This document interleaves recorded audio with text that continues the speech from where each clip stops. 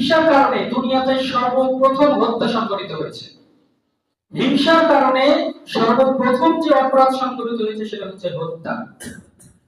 আদম আলাইহিস সালামের দুই পুত্র হাবিল এবং কাবিল। কাবিল হাবিলকে হত্যা করলো। কি বলছে?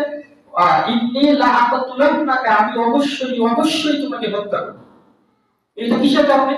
যেহেতু চাচ্ছে, হিংসা করলো যে আমার সাথে আমি বিবাহ করব সুন্দর একটা মেয়েকে, আর হাবিল বিয়ে করে, অথচ হাবিল সুন্দর মেয়েটাকে বিয়ে করছে, আর কুৎসিত মেয়েটাকে আমি বিয়ে করব। হিংসা করলো কাবিল, হাবিলকে হিংসা করলো, এই হিংসা হত্যা পর্যন্ত নিয়ে গেল।